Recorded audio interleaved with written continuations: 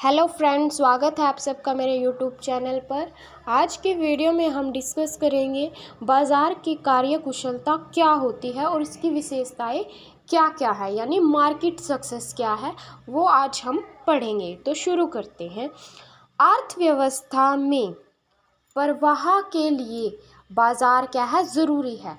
अर्थव्यवस्था जो है उसमें प्रवाह के लिए यानी उसमें चलने के लिए क्या है, बाज़ार ज़रूरी है। बाजार का अभिप्राय परस्पर विनिमय से है। यह विनिमय बाजार तंत्र के माध्यम से किया जाता है। ठीक है, बाजार से क्या अभिप्राय है, विनिमय से, और विनिमय जो है वो बाजार तंत्र के माध्यम से किया जाता है। अतः बाजार तंत्र स्वतंत्रता बाजार अर्थव्यवस्था की एक महत्वपूर्ण विशेषता है। संपूर्ण आर्थिक विश्लेषण बाजार तंत्र रूपी दूरी के चारों ओर घूमता है। जो हमारा पूरा आर्थिक विश्लेषण है वो बाजार तंत्र के चारों ओर घूमता है।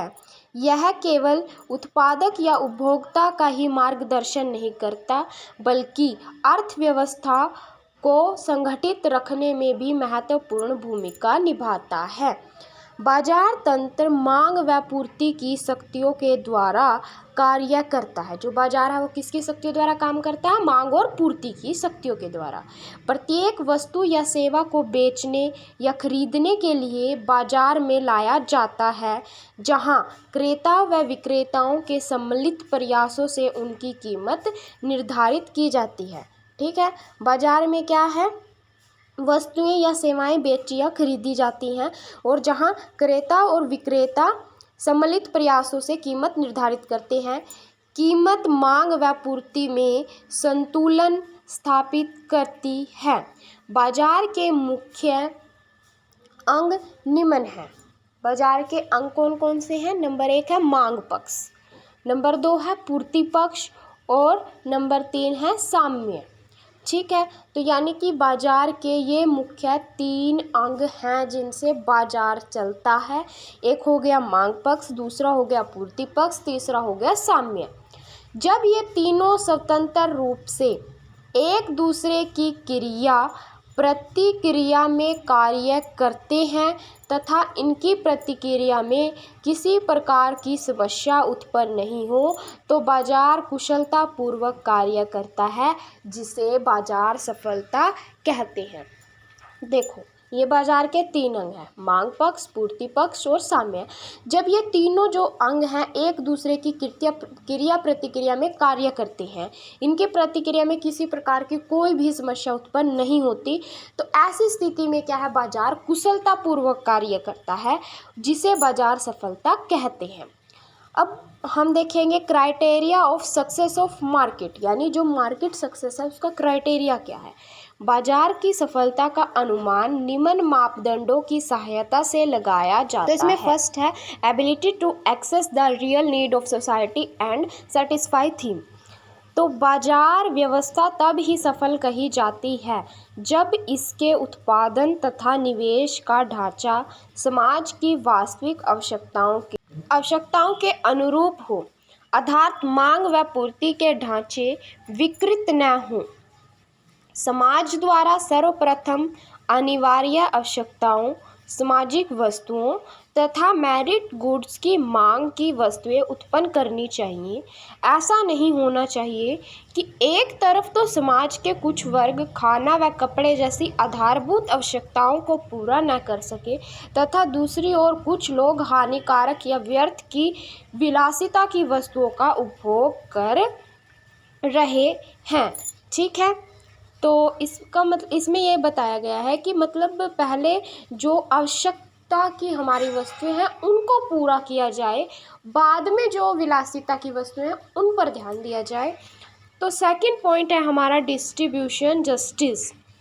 बाजार सफलता का दूसरा आधार जो है वो वितरण का न्याय है, अर्थात मुख्य तंत्र, यानी जो इसका सेकंड पॉइंट हमारा है डिस्ट्रीब्यूशन जस्टिस, यानी कि जो वितरण का न्याय, यानी जो वस्तुओं का वितरण है वो समान हो, सभी में समान उसका वितरण हो, यानी जस्टिस हो, डिस्ट्रीब्यूशन जस्टिस, वितरण का न्याय आधार। अब ये देखो, समाज के विभिन्न वर्गों में आय का न्याय संगत वितरण संभव होना चाहिए, परंतु इस पर आम सहमति नहीं है। ठीक है, कि राष्ट्रीय आय का किस प्रकार या किन सिद्धांतों के आधार पर वितरण हो। कुछ लोग सभी लोगों में समान आय की वितरण की बात करते हैं, जबकि कुछ इसका विरोध करते हैं। वे कहते हैं कि सभी की आवश्यकताएं समान नहीं होती। इस प्रकार का वितरण लोगों में कड़ी मेहनत तथा प्रेरणा को प्रोत्साहित नहीं करता। देखो, बात भी सही है कि अगर सबको समान मिल जाएगा तो लोग मेहनत क्यों करेंगे। भाई, मेहनत करने वालों को भी उतना मिल रहा है और जो मेहनत नहीं कर रहा है उसको भी उतना मिल रहा है, तो लोग तो मेहनत करना छोड़ देंगे। तो ये कह रहे हैं कि ऐसा नहीं होना चाहिए। कुछ लोगों का मानना है कि सब में आय का समान वितरण नहीं होना चाहिए। परिणाम स्वरूप देश में असमानता बढ़ेगी, परंतु वितरण के न्यायशील होने के सिद्धांत की भी उपेक्षा नहीं की जा सकती, क्योंकि इससे अर्थव्यवस्था का निष्पादन भी प्रभावित होता है। एक व्यक्ति के अतिरिक्त आय अर्जित करने के अवसर वर्तमान आय व संपत्ति के वितरण पर भी निर्भर करते हैं। अतः आय व संपत्ति की विषमताएं बढ़ती हैं तो इससे अर्थव्यवस्था का मांग ढांचा लोगों की वास्तविक आवश्यकताओं को व्यक्त नहीं करता है। ठीक है, तो नेक्स्ट है हमारा चेक ऑफ वेस्टेज। वेस्टेज को कैसे चेक कर सकते हैं। जब बाजार सफलता से कार्य करता है तो साधनों की वेस्टेज नहीं होती। जब क्या है, बाजार सफलता से कार्य करता है, अच्छे से कार्य करता है, तो साधनों की क्या है, वेस्टेज नहीं होती तथा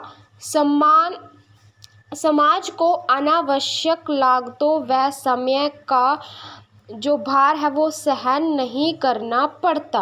परंतु जब बाजार इस क्राइटेरिया को पूरा नहीं कर पाता तो बाजार असफलता पाई जाती है। देखो, इन्होंने क्या कहा कि जब बाजार सफलता से कार्य करता है, अच्छे से कार्य करता है, तो साधनों की वेस्टेज नहीं होती, और जब वो बाजार ये सब करने में असफल रहता है, वो ऐसा नहीं कर पाता, साधनों की उसे वेस्टेज होती है, तो ऐसे में क्या है, बाजार असफलता पाई जाती है बाजार में। अब आगे है बाजार सफलता की मुख्य विशेषताएं। अब हम क्या देखेंगे कि बाजार जो सफल होता है तो उसकी क्या क्या विशेषताएं हैं। बाजार के माध्यम से विभिन्न वस्तुओं की पर्याप्तता उपभोक्ता को अपनी आय तथा अधिक परिश्रम करने की प्रेरणा देता है। ठीक है, अब आगे है बाजार व्यवस्था उद्यमियों को नव परिवर्तन तथा आविष्कार और तकनीकी सुधार करने की प्रेरणा देता है। इस प्रकार इससे मानवीय तथा भौतिक दोनों प्रकार की पूंजी का संचय होता है। नंबर 3, इससे सरकारी हस्तक्षेप के बिना ही आर्थिक क्रियाएं संतुलित होती हैं। नंबर 4 है बाजार के अंतर्गत प्रशासकीय साधनों के रूप में आयोजन के अंतर्गत आने वाली लागतों तथा कठिनाइयों की तुलना में प्रचलन सस्ता होता है। तो आज का हमारा टॉपिक यहीं ख़त्म होता है। उम्मीद है करती हूँ आपको मेरी वीडियो अच्छी लगी होगी।